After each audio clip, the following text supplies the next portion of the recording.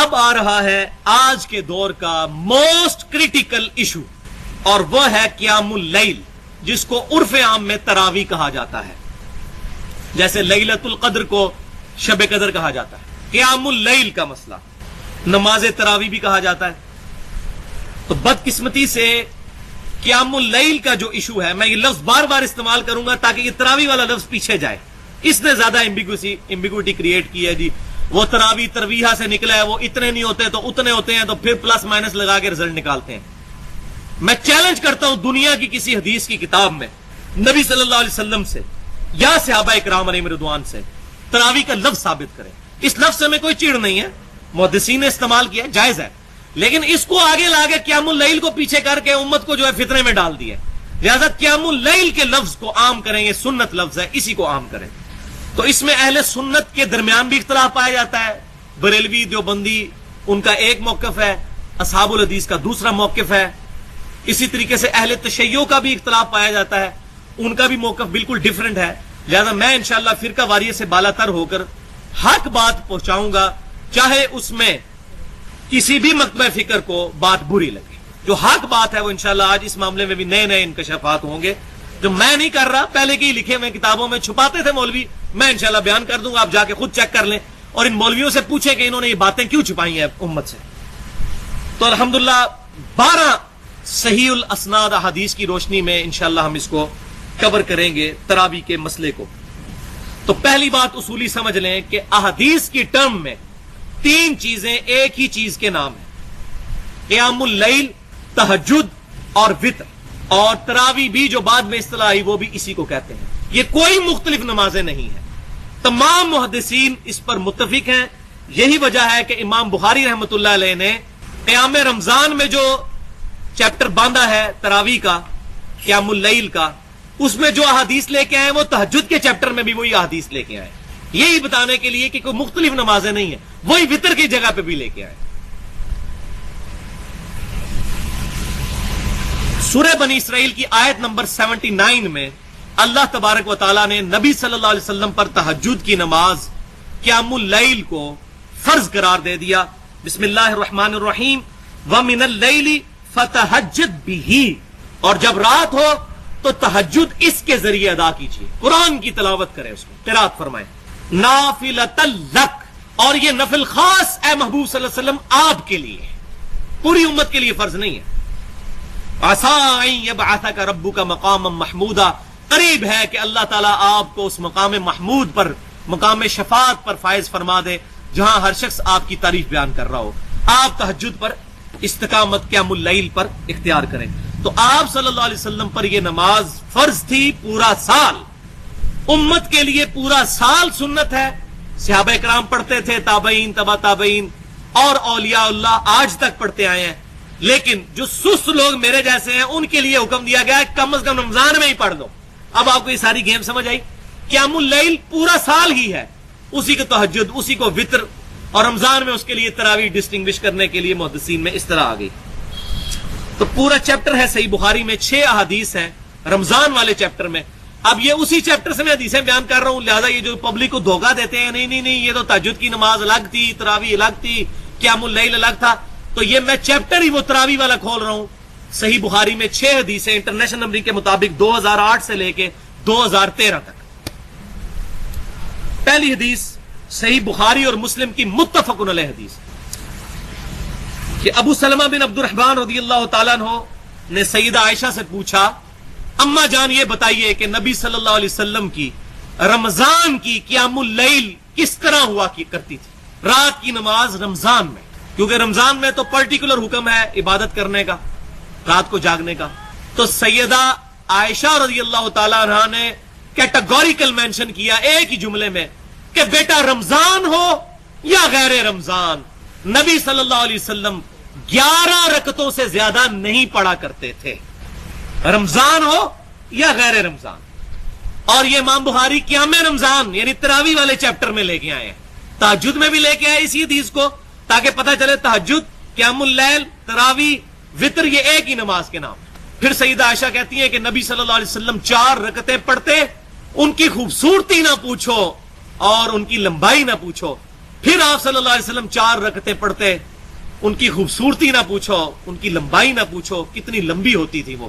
پھر آپ صلی اللہ علیہ وسلم 3 رکعت وتر عطا فرمایا کرتے تھے. یہ کل ہوئی 11 رکعتیں.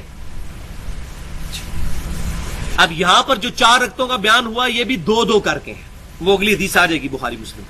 4 کے بعد آپ تھوڑا ریسٹ فرما لیا کرتے تھے. تو 4 رکعتوں سے مراد 1 سلام سے 4 نہیں ہے, 2 سلام سے 4 ہے. 2 رکعتیں پھر 2 رکعتیں. اسی طریقے سے جو وتر ہے 3, وہ بھی 2 سلام کے ساتھ ہے. نبی صلی اللہ علیہ وسلم سے 1 سلام سے 3 وتر ثابت نہیں. امیر المومنین سیدنا عمر فاروق رضی اللہ تعالیٰ عنہ سے المصنف ابن ابی شیبہ میں صحیح سند سے ثابت ہے کہ انہوں نے 1 سلام سے 3 وتر پڑھے. جائز ہے, اس کو ہم صحیح سمجھتے ہیں کیونکہ آپ رضی اللہ تعالیٰ عنہ کی سنت ہے. نبی صلی اللہ علیہ وسلم کے بارے میں صحیح بخاری مسلم میں ملتا ہے کہ آپ 3 وتر بھی 2 سلام سے پڑھا کرتے تھے. 2 پڑھ کے سلام پھیر دیا کرتے تھے, 1 کو الگ پڑھا کرتے تھے. لہذا یہاں 4 رکعتوں سے مراد 2 کر کے ہے, اور وہ ہے اگلی حدیث صحیح بخاری اور مسلم کی متفق علیہ حدیث.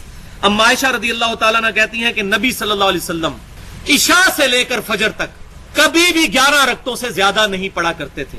اور دوسری روایت میں آتا ہے 13 رکعتیں, اور اس میں انہوں نے فجر کی 2 سنتیں بھی گن لی. 11 رکعتوں سے زیادہ نہیں پڑھا کرتے تھے. پھر آپ رضی اللہ تعالیٰ عنہ نے فرمایا کہ آپ صلی اللہ علیہ وسلم 2 رکعت پڑھا کرتے, پھر 2 رکعت پڑھا کرتے, پھر 2 رکعت پڑھا کرتے, پھر 2 رکعت پڑھا کرتے. کتنی ہو گئی؟ 8. پھر 2 رکعت پڑھا کرتے 10, اور آخر میں 1 وتر پڑھا کرتے. پوری نماز کو طاق فرما لیا کرتے, کیونکہ ایک کی وجہ سے پورا طاق ہو جائے گا, آڈ ہو جائے گا. جبکہ صحیح مسلم کے الفاظ ہے کہ آپ صلی اللہ علیہ وسلم 2 رکعت پڑھتے, پھر 2 رکعت پڑھتے, پھر 2 رکعت پڑھتے, پھر 2 رکعت پڑھتے, یعنی 4 رکعت, 4 دفعہ 2 رکعت, یعنی 8 رکعت. پھر آپ صلی اللہ علیہ وسلم 3 وتر پڑھتے, اور وہ بھی 2 رکعت پڑھ کے پھر 1 وتر کو الگ سے پڑھتے. لہذا 11 رکعتیں پڑھنی ہے, 10 قیام اللیل کے نفل اور 1 وتر, یا 8 قیام اللیل کے نفل اور پھر 3 وتر, 2 الگ کر کے اور 1 الگ کر کے. یہ دونوں صورتوں میں 11 رکعتیں ہو گئی. الحمدللہ. صحیح بخاری اور مسلم کی متفق علیہ حدیث ہے. تیسری حدیث ابن عمر رضی اللہ تعالیٰ عنہ کہتے ہیں کہ نبی صلی اللہ علیہ وسلم نے فرمایا قیام اللیل, رات کا قیام 2 رکعتیں ہیں, 2 کر کے, اور آخر میں 1 رکعت پڑھو, یہ تمہاری پوری نماز کو وتر کر دے گی. آخر میں 1 وتر پڑھو, پوری نماز کو طاق کر دے گی. عربی زبان میں وتر کہتے ہیں آڈ کو, طاق کو. لہذا اس سے بھی یہ بات ثابت ہوگی پوری نماز کو وتر کر دے گی, یعنی وتر بھی اسی نماز کا نام ہے. یہ 4 نام ہو گئے, قیام اللیل, تہجد اور وتر, اور ہمارے جو عرف عام میں تراویح. چوتھی حدیث بھائیو, یہ زبردست حدیث. نبی صلی اللہ علیہ وسلم نے فرمایا قیام اللیل کیا کرو, یہ تم سے پہلے صالحین کی روش ہے, یہ تمہارے رب کے قرب کا ذریعہ ہے, یہ تمہارے گناہوں کے معاف ہونے کا ذریعہ ہے, اور یہ تمہارے گناہوں سے باز رہنے کا. 4 باتیں قیام اللیل کیا کرو, رمضان کے علاوہ بھی, پورے رمضان کے علاوہ بھی پورا سال, لیکن کم از کم رمضان میں کریں. اور وہ ہے 5ویں حدیث صحیح بخاری اور مسلم کی متفق علیہ حدیث ہے. نبی صلی اللہ علیہ وسلم نے فرمایا جس شخص نے ایمان اور احتساب کے ساتھ, احتساب کس کو کہیں گے؟ 3 چیزوں کا نام, اخلاص, ثواب اور اصلاح نفس. ایمان اور احتساب کے ساتھ رمضان المبارک میں قیام اللیل کیا, اللہ تعالیٰ اس کے پچھلے سارے گناہ معاف کر دے گا. لیکن وہی صغیرہ گناہ معاف ہوں گے, کبیرہ گناہ جو ہیں وہ توبہ سے ہی معاف ہوتے ہیں. اسی میں میری اہل سنت پاک.com پر مسئلہ نمبر 18 کے نام سے توبہ اور گناہ کبیرہ پر 45 منٹ کی گفتگو موجود ہے. 6ٹھی حدیث صحیح بخاری اور صحیح مسلم کی متفق علیہ حدیث ہے. سیدہ عائشہ کہتی ہیں رضی اللہ تعالیٰ عنہا کہ نبی صلی اللہ علیہ وسلم نے 3 دن تک تراویح کی نماز, یہ تراویح عرف عام میں قیام اللیل ہے حدیث میں, قیام اللیل کی نماز 3 دن تک رمضان المبارک میں جماعت کے ساتھ پڑھائی. 4تھے دن آپ صلی اللہ علیہ وسلم گھر سے باہر نہیں نکلے, حالانکہ صحابہ کرام کا ہجوم لگ گیا آپ صلی اللہ علیہ وسلم کے حجرے کے باہر. پھر آپ صلی اللہ علیہ وسلم فجر کے وقت نکلے, پھر آپ نے فجر کی نماز کے بعد حمد و صلاح کے بعد خطبہ ارشاد فرمایا, اور فرمایا کہ تمہارا رات کو یہاں آنا مجھ سے مخفی نہیں تھا, مجھے پتا تھا تم میرا انتظار کر رہے ہو, لیکن مجھے خدشہ ہوا کہ یہ نماز تم پر کہیں فرض نہ کر دی جائے, اس لیے میں گھر سے باہر نہیں نکلا. میں نہیں چاہتا میری امت پر اس معاملے میں مشقت ہو. تو سیدہ عائشہ کہتی ہیں کہ پھر معاملہ اسی طرح ان اٹینڈنڈ رہا یہاں تک کہ نبی صلی اللہ علیہ وسلم دنیا سے تشریف لے گئے. یعنی صحابہ کرام علیہم رضوان پھر جماعت کے ساتھ اس طریقے سے اہتمام نہیں کرتے تھے. اور صحیح بخاری اور مسلم کی دوسری حدیث میں ساتھ یہ ہے کہ سیدنا ابو ہریرہ سے جو روایت ہے وہ کہتے ہیں پھر نبی صلی اللہ علیہ وسلم کے زمانے میں، سیدنا ابوبکر کے زمانے میں اور سیدنا عمر کے بھی شروع کے دور میں یہ معاملہ ان اٹینڈڈ رہا. لوگ اپنی اپنی طرح جو ہے قیام اللیل پڑھ لیا کرتے تھے، گھروں کو چلے جایا کرتے تھے، کچھ گھر میں پڑھ لیا کرتے تھے. پھر وہ ڈسیزن کا وقت آیا اور وہ ہے صحیح بخاری میں انٹرنیشنل نمبرنگ کے مطابق 2010 نمبر حدیث، وہ اسی چیپٹر میں قیام رمضان والے چیپٹر میں. عبد الرحمن بن عبد القاری کہتے ہیں کہ ایک رات میں سیدنا امیر المؤمنین عمر فاروق رضی اللہ تعالیٰ عنہ کے ساتھ مسجد نبوی میں آیا تو دیکھا کہ بعض لوگ اکیلے اکیلے قیام اللیل کر رہے ہیں رمضان کا، بعض لوگ ٹولیوں کی شکل میں ایک ایک حافظ آگے کھڑا کیا ہوا ہے، اس کے پیچھے نیت کر کے مختلف جگہوں پر نمازیں ہو رہی ہیں. یہ مسجد نبوی تھی جناب، ادھر ہوتی تو لوگ مارنا شروع کر دیتے کہ جناب مسجد ایک جماعت ہو سکتی ہے. تو سیدنا عمر فاروق رضی اللہ تعالیٰ عنہ انہوں نے فرمایا کہ کیا ہی اچھا ہو اگر میں ان کو ایک امام کے پیچھے کھڑا کر دوں تاکہ سارے اکٹھے ہو کے نماز پڑھ لیں. پھر انہوں نے ابی ابن کعب رضی اللہ تعالیٰ عنہ کو حکم دیا کہ لوگوں کو قیام اللیل رمضان کا کروائیں. پھر وہی تابعی کہتے ہیں کہ کافی دنوں کے بعد آپ رضی اللہ تعالیٰ عنہ کے ساتھ میں دوبارہ آیا تو دیکھا کہ لوگ قیام اللیل کر رہے تھے اور ایک امام کے پیچھے. تو سیدنا عمر نے فرمایا نعم البدعۃ ھذہ، یہ کتنا اچھا کام ہے جو نیا میں نے شروع کیا. یہاں بدعت جو ہے وہ لغت کے معنوں میں ہے اور ایک مردہ سنت کو زندہ کرنے کے معنوں میں ہے. لہٰذا اگر کوئی شخص کسی مردہ سنت کو زندہ کرے اور کہے کہ یہ کتنی اچھی بدعت میں نے شروع کی تو یہ سیدنا عمر کی سنت ہے. سنت پر بدعت کا لفظ بولا جا سکتا ہے مردہ سنت کو زندہ کرنا. مثال کے طور پر میں نے پگڑی پہننا شروع کی، مجھے دیکھتے ہی دیکھتے کئی لوگوں نے پگڑی پہننا شروع کی تو میں کہہ سکتا ہوں نعم البدعۃ ھذہ، یہ کتنی اچھی بدعت ہے، نیا کام لغت کے معنوں میں. یہ بدعت وہ والی نہیں ہے کل بدعۃ ضلالہ، اس سے مراد لغت کے معنوں میں نیا کام، رینیو کیا ہے میں نے سنت کو. سیدنا عمر نے کہا چونکہ نبی صلی اللہ علیہ وسلم نے بھی تراویح جماعت سے پڑھائی تھی قیام اللیل، تو میں نے بھی ایک امام کے پیچھے ان کو جمع کر کے وہی سنت زندہ کی. جیسے حضور بھی اکیلے امام ہوتے تھے، یہ بھی ایک امام. لہذا یہاں سے اس جواز پر فتویٰ مل گیا کہ قیام اللیل پورا مہینہ رمضان المبارک کا ایک امام کے پیچھے مسجد میں ادا کیا جا سکتا ہے. یہ جائز ہے، افضل کی بات نہیں کر رہا میں، جائز ہے، بالکل جائز ہے. کیونکہ سیدنا عمر فاروق رضی اللہ تعالیٰ کے اس ڈسیژن پر اجماع ہو گیا صحابہ اکرام علیہم رضوان کا، اور اجماع پر میری پوری گفتگو ہے اس کی حجیت پہ، مسئلہ نمبر 31 کے نام سے اہل سنت پاک .com پر 50 منٹ کی. اور دوسرا وہ حدیث بھی علیکم بسنتی و سنت الخلفاء الراشدین المہدیین، تم پر میری سنت اور میرے خلفاء راشدین کی سنت لازم ہے. اس کے تحت بھی الحمدللہ سیدنا عمر کی اس جاری کردہ جو بات تھی اس پر اجماع ہو گیا الحمدللہ. لیکن لیکن لیکن 3 لیکن، یہ صرف جائز کیونکہ اسی حدیث میں آگے ہے جو مولوی چھپا لیتے ہیں کہ سیدنا عمر رضی اللہ تعالیٰ نے جب فرمایا نعم البدعۃ ھذہ، صحیح بخاری 2010 نمبر حدیث، پھر آپ رضی اللہ تعالیٰ نے ساتھ ایک بات ارشاد فرمائی کہ یہ لوگ جو پڑھ رہے ہیں اس سے زیادہ بہتر وہ نماز ہے جو لوگ رات کو اٹھ کر آخری پہر میں پڑھتے ہیں. اور سیدنا عمر کا اپنا عمل بھی اس پہ تھا، آپ خود تو پیچھے نیت کیے نہیں ہوئے تھے، آپ تو وہاں وزٹ کرنے کے لیے آئے تھے، آپ نے خود تو وہاں نہیں نماز پیچھے پڑھی. اور اس تابعی کو کہا اس سے بہتر عمل یہ ہے کہ رات کے آخری پہر میں سو کے اٹھ کر نماز ادا کی جائے، وہ اس سے بہتر ہے جو کچھ یہ کر رہے ہیں. یہ حصہ چھپایا جاتا ہے. اب یہ سیدنا عمر کا جو قول ہے ساتھ ہی اس حدیث میں، یہ بالکل حضور صلی اللہ علیہ وسلم کے فرمان کا آئینہ دار ہے.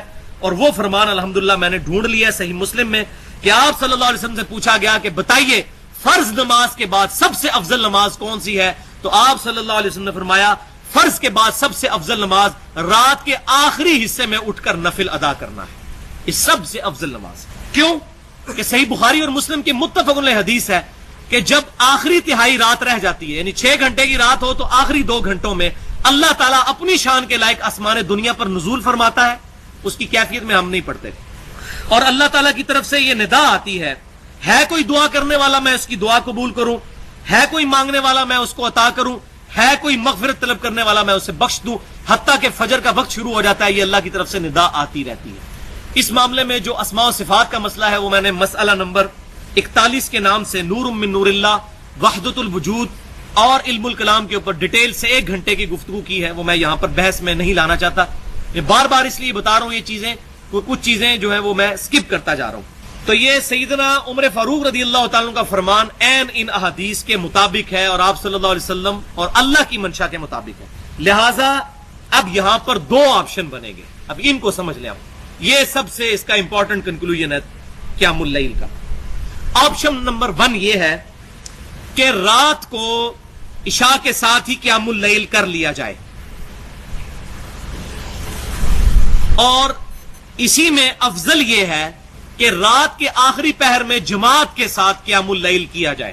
جو ہمارے یہاں پر پاکستان کے اندر صرف اہل سنت میں سے اہل حدیث ہیں جنہوں نے الحمدللہ اس سنت کو زندہ رکھا ہے، اور میں اس پہ ان کو اپریشیٹ کرتا ہوں. ہمارے بریلوی اور دیوبندی بھائیوں کو بھی یہ چاہیے کہ اس سنت کو زندہ کریں کہ رات کے آخری حصے میں قیام اللیل کا، تراویح کا، تہجد کا یا وتر، چاروں نام ایک پر بولے جاتے ہیں، اس کا اہتمام کریں رات کے آخری حصے میں. اور الحمدللہ یہ سنت بھی ہے، سنن نبی داؤد، جامعہ ترمذی، سنن نسائی اور سنن ابن ماجہ میں ہے کہ نبی صلی اللہ علیہ وسلم نے رمضان کے آخری عشرے میں ہمیں 3 دن قیام اللیل کروایا اور رات کے آخری حصے میں کروایا، یہاں تک کہ ہم نے سحری بھی بڑی مشکل سے کی، یعنی بالکل طلوع فجر کے قریب ہم فارغ ہوئے. تو آپ صلی اللہ علیہ وسلم کی بھی سنت ہے کہ جماعت کے ساتھ قیام اللیل کرنا رات کے آخری حصے میں. یہ تو ہو گیا آپشن نمبر 1. آپشن نمبر 2 جو ہے وہ ہے کڑوی گولی، اور وہ یہ ہے کہ کوئی شخص خود گھر میں قیام اللیل کا اہتمام کرے رات کے آخری حصے میں، جماعت کے ساتھ مسجد میں نہ پڑھے. اس میں 3 حدیثیں بہت امپورٹنٹ ہیں. پہلی حدیث صحیح بخاری اور مسلم کی متفق علیہ حدیث ہے زید بن ثابت رضی اللہ تعالیٰ عنہ سے، جو کاتب وحی ہے. وہ کہتے ہیں کہ یہ وہی روایت انہوں نے جب روایت کی نا کہ نبی صلی اللہ علیہ وسلم 3 دن تو صحابہ اکرام نے آپ کے پیچھے نماز پڑھی، آپ چوتھے دن باہر نہیں نکلے، بعد صحابہ کا جمگٹا ہو گیا. اس کے بعد زید بن ثابت کہتے ہیں کہ چوتھے دن نبی صلی اللہ علیہ وسلم غضبناک ہو کر نکلے باہر، غصے کی حالت میں، مغضبن لفظ انہوں نے استعمال کیا، غضب کی حالت میں. غضب کیوں؟ پوری امت کا خیال تھا. پھر آپ صلی اللہ علیہ وسلم نے حکم فرمایا کہ اپنے گھروں میں جا کر قیام اللیل کرو، کیونکہ انسان کا فرض کے نماز کے علاوہ نفلی نماز گھر میں پڑھنا زیادہ افضل ہے. تو آپ صلی اللہ علیہ وسلم نے تاکید فرمائی کہ جا کے گھر میں جا کر قیام اللیل کرو. دوسری حدیث صحیح مسلم میں ہے کہ نبی صلی اللہ علیہ وسلم نے فرمایا کہ اپنی نفلی نماز کا کچھ حصہ گھروں میں ادا کیا کرو، اس کی برکت سے اللہ تعالیٰ تمہارے گھر میں خیر و برکت فرمائے گا. اور تیسری حدیث صحیح بخاری اور صحیح مسلم کی متفق علیہ حدیث، آپ صلی اللہ علیہ وسلم نے فرمایا گھروں کو قبرستان نہ بناؤ، گھر میں نفلی نماز ادا کیا کرو. اور اس کی بڑی برکت ہے، بچے دیکھ کر جو ہے وہ مائل ہوتے ہیں نماز کی طرف. تو کوشش کرنی چاہیے، میں بھی کوشش کرتا ہوں کہ فرض کے بعد نفل جو ہے، نبی صلی اللہ علیہ وسلم تو سنتیں جو موقدہ تھیں 12 رکعت وہ عموماً اپنے حجرے میں ہی ادا فرمایا کرتے تھے. تو قیام اللیل بھی گھر میں ادا کر سکتے ہیں. اس میں اب آپٹیمل سولوشن درمیان کا یہ ہوگا کہ جو لوگ خود حافظ قرآن ہیں اور قرآن کا ان کو اچھا خاصا حصہ یاد ہے، ان کے لیے افضل یہی ہوگا کہ وہ قیام اللیل اکیلے کریں رات کے آخری پہر میں اٹھ کر گھر میں. اور جو لوگ قرآن پاک کے حافظ نہیں ہیں، قرآن زیادہ نہیں جانتے، ان کے لیے پھر یہ ہے کہ بہتر یہ ہے قیام اللیل وہ کسی ایسی مسجد میں کریں جہاں پر جماعت سے ہوتا ہو اور آخری پہر میں، اور آخری پہر میں نہ ہو تو عشاء کے ساتھ بھی کر سکتے ہیں، اس کی اجازت بھی موجود ہے. لہٰذا ہمارے جو اہل تشیع بھائی کے اندر یہ معاملہ آیا کہ وہ تراویح جماعت کے ساتھ مسجد میں ادا نہیں کرتے، گھروں میں وہ نوافل کا اہتمام کرتے ہیں قیام اللیل کا رمضان کی آخری راتوں میں، تو ان کا معاملہ بھی ہم اہل سنت کے ہاں بھی ان پر کوئی گرفت نہیں کی جا سکتی. یہی وجہ ہے الحمدللہ حرمین شریفین میں میری 3 دفعہ حاضری ہوئی. ایک دفعہ 2005 میں جب میری حاضری ہوئی، 2002 میں رمضان المبارک کا مہینہ تھا. تو قیام اللیل جب رمضان کا ہو رہا ہوتا ہے تو اس دوران بھی لوگ طواف کر رہے ہوتے ہیں، وہ طواف نہیں رکواتے کہ نفلی عبادت ہے، لوگ اپنی قیام اللیل بھی کر رہے ہوتے ہیں جماعت کے ساتھ امام کعبہ کے پیچھے، اور مطاف پورا خالی کیا ہوتا ہے انہوں نے تاکہ لوگ طواف بھی کریں. کوئی ان کو تان نہیں کرتا کہ آپ یہاں طواف کیوں کر رہے ہیں، جا کے تراویح پڑھیں. اور یہاں بدبختی ہمارے ملک میں یہ مشہور ہے کہ جس نے قیام اللیل نہ کیا وہ روزہ ہی نہیں رکھ سکتا صبح. یہ بھی جھوٹ ہے، یہ بھی لے لیں ان کے لیے پھکی کہ بخاری اور مسلم کی متفق علیہ حدیث ہے. وہ جو حدیث میں نے بیان کی تھی کہ حضرت ابو ہریرہ رضی اللہ تعالیٰ عنہ کہتے ہیں کہ نبی صلی اللہ علیہ وسلم کے مبارک زمانے میں اسی طرح ان اٹینڈنٹ معاملہ رہا، پھر سیدنا ابوبکر کے زمانے میں بھی لوگ اپنی اپنی پڑھتے تھے قیام اللیل، پھر سیدنا عمر کے شروع کے دور میں بھی، اور پھر بعد میں سیدنا عمر نے یہ معاملہ شروع کیا. اس میں الفاظ ہیں کہ نبی صلی اللہ علیہ وسلم ہمیں صرف رمضان میں قیام اللیل کی ترغیب دلایا کرتے تھے، حکم نہیں فرماتے تھے اور نہ تاکید کرتے تھے۔ یہ کوئی فرض نہیں ہے، نہ کوئی واجب ہے، کوئی نہ بھی پڑھے گناہگار نہیں ہوگا۔ لیکن یہ کہنا جی جنہیں تراویح نہیں پڑھی اور روزہ ہی نہیں رکھ سکتا، یہ جھوٹ ہے۔ یہ تو میرا خیال ہے مولویوں نے چندہ اکٹھا کرنے کے لیے شاید یہ بات مشہور کی ہے کہ مسجد میں آئیں گے تو تب چندہ دیں گے یہ۔ تو اب اس کی کنکلوژن کی طرف آتے ہیں کہ یہ مسئلہ بالکل واضح ہو گیا کہ قیام اللیل 11 رکعت ہے، 2 جمع 2 جمع 2 جمع 2 جمع 2 اور آخر میں 1 رکعت، چاہے آپ اس کو 10 رکعت نوافل اور 1 وتر کہہ لیں یا 8 رکعت نوافل اور 3 وتر۔ اب اس میں 12ویں حدیث جو اس کانٹیکسٹ میں آخری حدیث ہے وہ الموطا امام مالک میں جو سیدنا عمر پہ جھوٹ باندھا جاتا ہے کہ حضرت عمر نے 20 تراویح شروع کروا دی تھی، یہ آپ اکثر سنتے ہوں گے۔ یہ جی صحابہ کو نہیں مانتے ہیں کیونکہ حضرت عمر نے 20 تراویح شروع کی تھی۔ ان ظالموں سے پوچھے سیدنا عمر نے کب 20 تراویح شروع کروائیں؟ ان کی جرت تھی کہ وہ یہ کام کرتے؟ ایک ہی روایت ہے صحیح سند کے ساتھ الموطا امام مالک میں، بخاری اور مسلم کی سند پہ۔ پہلے امام مالک وہی حدیث لے کے آئے ہیں جو امام بخاری رحمۃ اللہ علیہ لے کر آئے ہیں، وہی جو 2010 نمبر حدیث کہ سیدنا عمر رضی اللہ تعالیٰ عنہ رمضان کی رات آئے اور فرمایا کہ کیوں نہ میں ان کو ایک امام پر جمع کر دوں، اور پھر سیدنا ابی ابن کعب کی ڈیوٹی لگائی کہ لوگوں کو نماز پڑھائیں قیام اللیل رمضان میں۔ امام مالک پہلے یہ روایت لے کے آئے، پھر اس سے اگلی روایت اور لے کر آئے، وہ بھی بخاری کی شرط کے اوپر، بخاری سے پہلے لکھی گیا الموطا امام مالک، سند وہی ہے کہ امام مالک رحمۃ اللہ علیہ یہ حدیث لے کر آئے کہ سیدنا عمر فاروق رضی اللہ تعالیٰ عنہ نے ابی ابن کعب کو، وہی جو صحیح بخاری میں بھی نام موجود ہے، اور سیدنا تمیم داری کو رضی اللہ تعالیٰ عنہما، ان دونوں کی ڈیوٹی لگائی کہ لوگوں کو رمضان میں 11 رکعت پڑھایا کریں، اور امام ایک ایک رکعت میں 100 آیات تلاوت کیا کرتا تھا، اور ہم لوگ بمشکل سحری کے قریب ہی قیام اللیل سے فارغ ہوا کرتے تھے، اور بعض لوگ لکڑی کے سہارے کھڑا ہوا کرتے تھے قیام اللیل سننے کے لیے، کیونکہ مقصد تو قرآن سننا ہے۔ تو یہ حدیث ہے الموطا، اس میں 3 راوی۔ امام مالک نے سنا ہے محمد بن یوسف سے، محمد بن یوسف تابعی ہیں اور صحیح بخاری اور صحیح مسلم کے راوی ہیں، اور یہ نواسے ہیں سیدنا صائب بن یزید رضی اللہ تعالیٰ عنہ صحابی کے، جو 91 ہجری میں فوت ہوئے، نبی صلی اللہ علیہ وسلم کے ساتھ انہوں نے حج کیا تھا 8 سال کی عمر میں۔ صائب بن یزید کے یہ نواسے ہیں محمد بن یوسف، اور یہی روایت جو بخاری اور مسلم میں بھی موجود ہے کہ صائب بن یزید رضی اللہ تعالیٰ عنہ کہتے ہیں کہ میں بچہ تھا 8 سال کا، میں نے حضور کے ساتھ حج کیا۔ اس حدیث کی سند وہی ہے جو الموطا امام مالک کی ہے، یعنی امام مالک نے سنا محمد بن یوسف سے، محمد بن یوسف نے سنا صائب بن یزید رضی اللہ تعالیٰ عنہ سے صحابی سے، ایک ہی تابعی ہیں بیچ میں، لہذا یہ سونے کی مور گولڈن چین کے ساتھ روایت ہے الموطا امام مالک کے اندر 11 رکعت، اور الحمدللہ کوئی مائی کا لال اس روایت کو ضعیف نہیں کہتا۔ ایون مفتی احمد یار نعیمی صاحب جو بریلوی ہیں، انہوں نے بھی جال حق میں اس روایت کو ایڈریس کیا، کہتے ہیں یہ روایت تو بالکل صحیح ہے لیکن حضرت عمر کو اصل میں بھلیکھا لگ گیا سی، انہوں نے پہلے 11 شروع کرائی ہیں، بعد 20 کرتی ہیں سر، وہ کتنے کی سر جی، ان کو دھوکہ لگ گیا، پہلے انہوں نے 11 شروع کرائی، بعد میں 20 کروا دی، یعنی روایت کو وہ بھی ضعیف نہیں کہہ سکے۔ اس کے بعد ایک اور منقطع روایت بھی امام مالک لے کر آئے ہیں کہ یزید بن رومان کہتے ہیں رحمت اللہ علیہ کہ سیدنا عمر کے زمانے میں لوگ 23 رکعت ادا کرتے تھے، 20 رکعت نوافل قیام اللیل کے اور 3 وتر، لیکن یزید بن رومان رحمت اللہ علیہ سیدنا عمر کے زمانے میں پیدا بھی نہیں ہوئے تھے۔ اصول محدثین پر یہ منقطع روایت ہے اور پکی ضعیف روایت ہے۔ خود بریلوی اور دیوبندی حضرات کے مشترکہ ممدوح ملا علی قاری المتوفا 1014 ہجری، جنہوں نے مشکات المصابی کی شرح لکھی ہے مرقات المفاتیح، اس کی جلد 3 صفحہ 382 پر حدیث نمبر 1303 کے تحت لکھتے ہیں کہ ان تمام باتوں کا حاصل یہ ہے کہ قیام رمضان نبی صلی اللہ علیہ وسلم سے 11 رکعت ہی ثابت ہے رمضان المبارک میں، اور یہی آپ کی سنت ہے۔ ملا علی قاری وہ لکھ رہے ہیں، حنفی عالم، بلکہ انور شاہ کاشمیری المتوفا 1352 ہجری جو دیوبند مدرسے کے پہلے شیخ الحدیث تھے، جن کے پوتے جو ہیں عتیق الرحمان شاہ صاحب الحمدللہ اہل سنت کے منہج پر، اصحاب الحدیث کے منہج پر آ چکے ہیں، انہوں نے کتاب و سنت کا منہج اختیار کر لیا ہے۔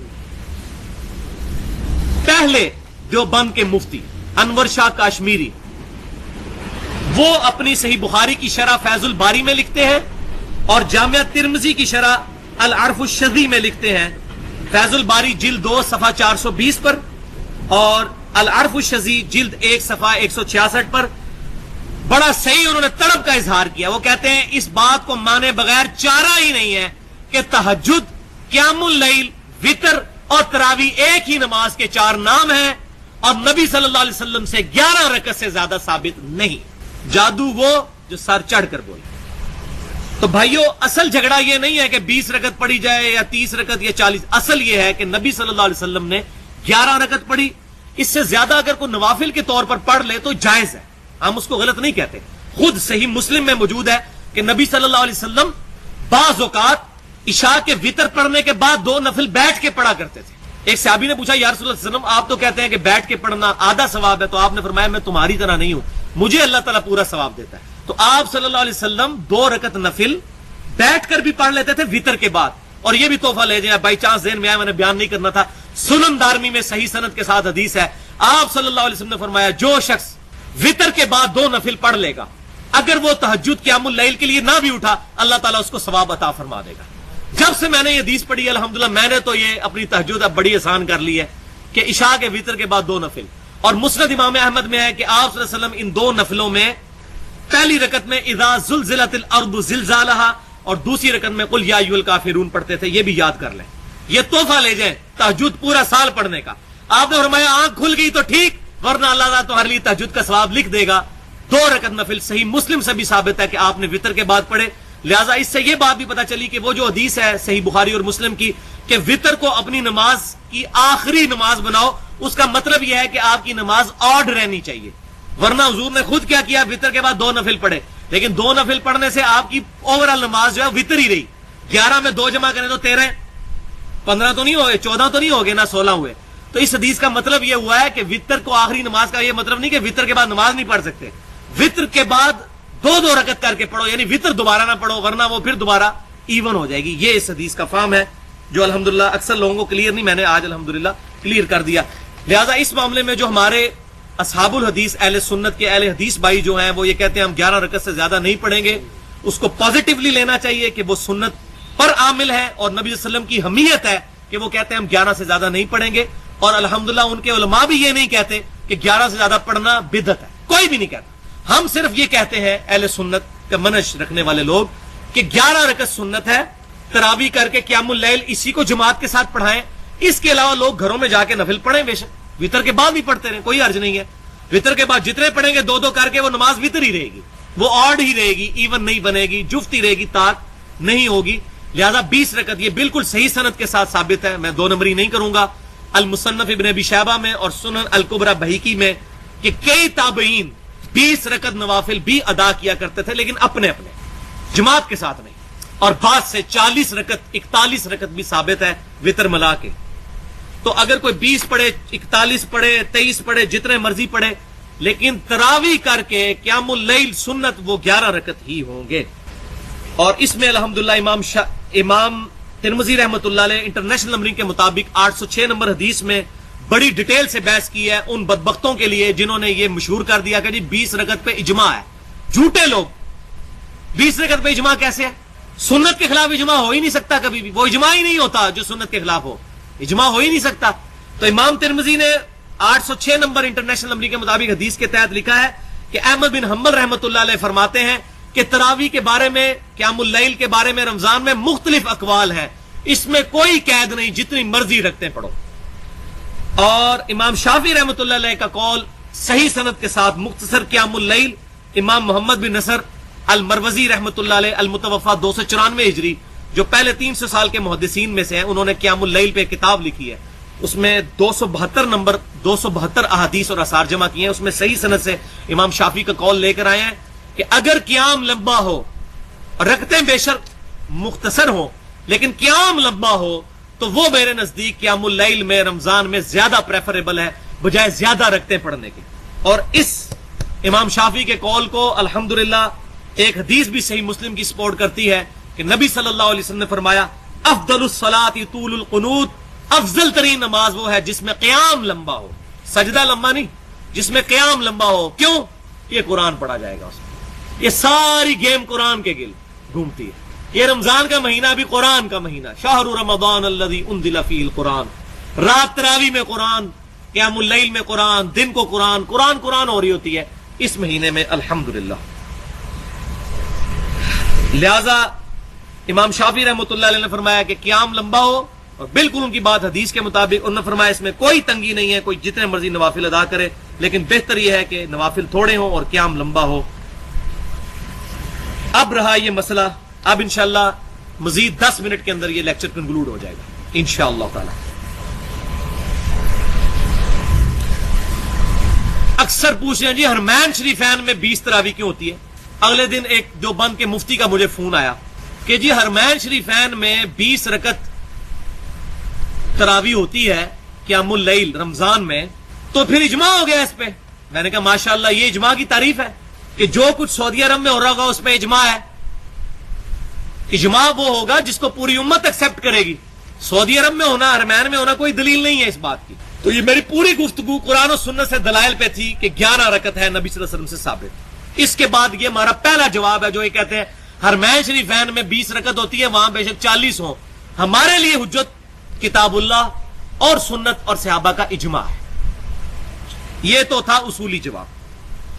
اب دوسرا جواب ہے الزامی، علم الکلام سے، جس کو پنجابی میں پھکی کہتے ہیں. کیا حرمین شریفین میں خالی 20 رکعت تراویح ہو رہی ہے؟ اگر اس کا مطلب اجماع ہے تو حرمین شریفین میں رکوع میں جاتے وقت اور رکوع سے اٹھتے وقت رفع الیدین کیا جاتا ہے.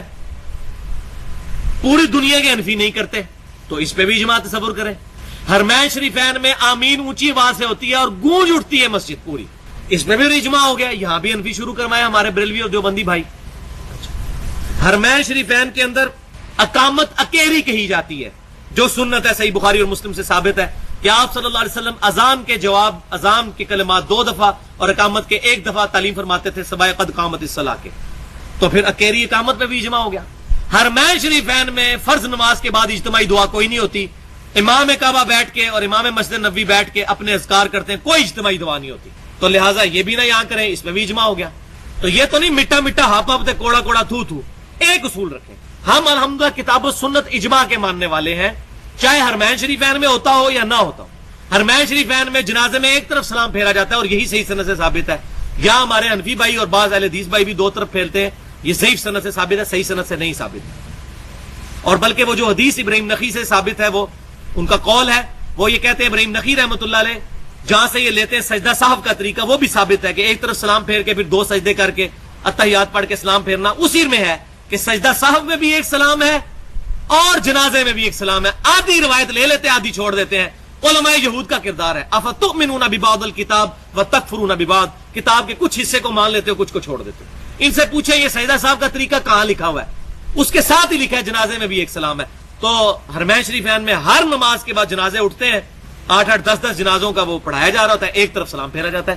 تو حرمین شریفین کا مسئلہ نہیں ہے. اب پوائنٹ نمبر 3 اس کے اندر آخری، وہ جی حملی ہیں، وہ ہمارے حملی بھائی ہیں، تو وہ حملی بھائی ہیں تو وہ کر سکتے ہیں، آپ لوگ نہیں کر سکتے. ہم کیوں نہیں کر سکتے جی؟ حملی ہوں پہلے.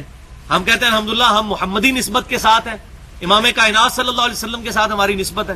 تو حملی نہیں ہے بھائیوں. وہ یہ بھی بہت بڑا جھوٹ یہاں دھوکہ دیا ہوا ہے، کیونکہ میں الحمدللہ 3 دفعہ حاضر ہوا ہوں وہاں حاجیوں کو جو مفت قرآن پاک دیتے ہیں ترجمے والا، اسی کلر میں ہوتا ہے، تھوڑا موٹا.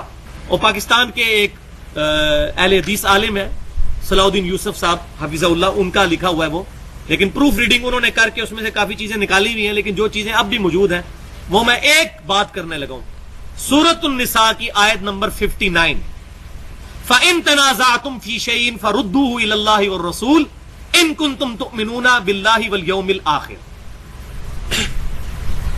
اطیعوا اللہ واطیعوا الرسول وَأُولِي الْأَمْرِ مِنْكُمْ. یہاں سے آیت شروع ہوتی ہے. اطاعت کرو اللہ کی، اس کے رسول کی اور اپنے حکمران کی. فَإِن تَنَازَعْتُمْ فِي شَيْءٍ فَرُدُّوهُ إِلَى اللَّهِ وَالرَّسُولِ، اگر تمہارا حکمران سے جھگڑا ہو جائے تو اپنے فیصلے کے لیے اللہ اور اس کے رسول کی طرف رجوع کرو.